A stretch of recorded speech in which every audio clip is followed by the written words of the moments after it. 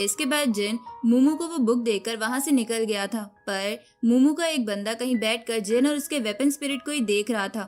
तो last part में हमने देखा था कि जिन लिनयून सिटी में आ गया था, जहाँ वो मूजी की दी हुई बुक मू फैमिली में पहुँचाने जाता है, पर उसे पता चला था कि मू फैमिली में बस मूजी की बड़ी सिस्टर मूमू ही जिंदा बची है।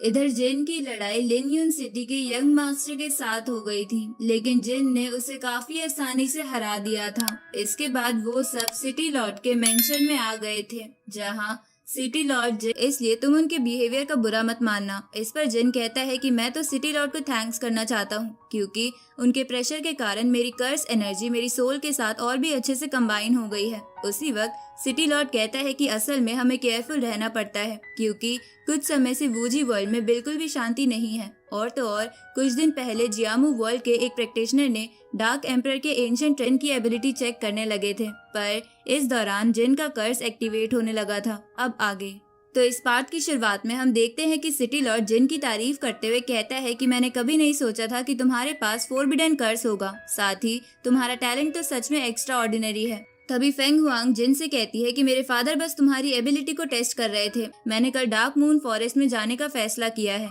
तभी लिनकिन कहती है कि ये मामला वूजी वर्ल्ड की सेफ्टी से जुड़ा हुआ है, इसलिए मैं भी तुम्हारे साथ इन्वेस्टिगेशन के लिए चलूंगी। तो ये सुनकर तियान लॉन्ग भी कहता है कि मैं भी चलूंगा, ताकि मुझे कुछ एक्सपीरियंस मिल सके। इस पर जिन कहता है कि अगर सब लोग जा रहे हैं तो मैं अकेला यहाँ क्या करूँ, इसलिए मैं भी चलूंगा। अगले सीन में मेजर को भी चोरी कर लिया है और खबर के मुताबिक वो चोर डार्क मून फॉरेस्ट में छुपा हुआ है, इसलिए हम हर न्यू कमर को अच्छे से चेक करते हैं। तो जियामू वर्ल्ड का नाम सुन के जिन चौंक जाता है। तभी लियू डोंग जिन को बताता है कि एंशिएंट एम्पेरियल ट्रेजर हर एंशिएंट एम्पायर की लेगेसी को दर्शाता है, और उस ट्रेजर का चोरी हो जाना मतलब जरूर कुछ बुरे लोग कुछ बड़ा प्लान कर रहे हैं। इसलिए हम देखते हैं कि वो सब डार्क मून फॉरेस्ट में आ गए थे। तभी लियू डोंग सबको बताता है कि लेजेंड्स के अनुसार इसी फॉरेस्ट की गहराइयों में कहीं डीमन एम्परर भी कैद है। उसी वक्त उन लोगों के ऊपर कुछ इंसेक्ट्स हमला कर देते हैं, लेकिन जिन उन्हें अपने निर्वाणा फायर से जला देता है। तो उन इंसेक्ट्स को देखकर लियू डोंग कहता है कि इनके 4 आई और 8 लेग है में लगते हैं, जहां जिन ने सभी के चारों तरफ यांग फायर की एक शील्ड बना दी थी, जिसके कारण सभी घोस्ट मौत उस शील्ड से टकराकर खत्म हो जा रहे थे।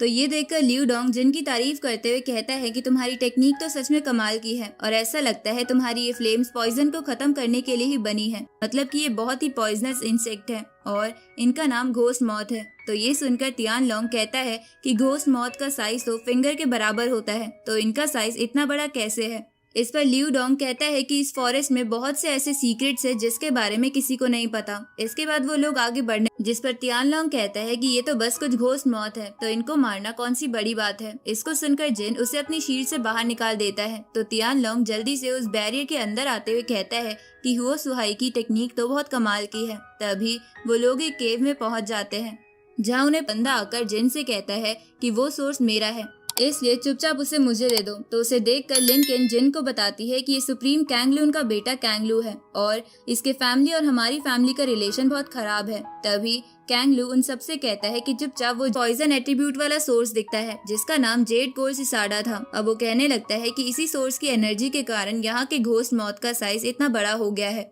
इसके बाद वो अपनी यांग फायर से उसके पॉइजन को खत्म करते हुए कहता है कि भले ये डिवाइन सोर्स नहीं है, लेकिन फिर भी ये बहुत कमाल का सोर्स है, और उसे अपने पास रख लेता है। तभी वहाँ कैंगलू नाम का लेकिन वह बीच में सेंट किंग लेवल का शी युआन आकर उसके अटैक को डिस्ट्रॉय कर देता है। तो ये देखकर जिन कैंगलू से कहता है कि अच्छा, तो तुम इसलिए इतना बोल रहे थे क्योंकि तुम्हें सेंट किंग की प्रोटेक्शन मिली हुई है। तभी लियू डोंग सभी को बताता है कि ये शी युआन सुप्रीम कैंग का खास आदमी है। जेड कोल्ड सिसाडा मेरे हवाले कर दो, वरना बाद में तुम सबको पछताना पड़ेगा। इस पर जिन उससे कहता है कि अगर तुम्हें ये चाहिए तो आकर मेरे से ले लो। अब इतना कहकर जिन उसके ऊपर हमला कर देता है। ऊपर से ये सेंट किंग लेवल पर है, इसलिए हम सब मिलकर भी इसे नहीं हरा सकते। तभी शी युआन कहने लगता है कि मैं सुप्रीम कैंग के ऑर्डर पर जियामू वर्ल्ड में होली ट्री को खत्म करने गया था, जहां मैंने वहां के सबसे पावरफुल कल्टीवेटर यानी जिन के फेमस है, इसलिए मैं इस छोटे से सोर्स के लिए आपसे दुश्मनी नहीं ले सकता। अब वो उस सोर्स को कैंगलू को दे देता है। तो उस सोर्स को लेकर वो दोनों वहां से चले जाते हैं। तो उनके जाने के बाद तियान लॉन्ग जिन से कहता है कि तुमने उसे वो सोर्स क्यों दे दिया। तभी लियू डोंग कहता है कि वो बस एक पॉइजन सोर्स है, इसलिए उसके लिए अपने से ज्यादा पावरफुल बंदे से लड़ने की जरूरत नहीं है। उसी वक्त वहाँ इंफॉर्मेशन आकर जिन को अपने अंदर खींच लेता है। अगले सीन में हम कैंगलू और शी युआन को देखते हैं, जहाँ कैंगलू कह रहा था कि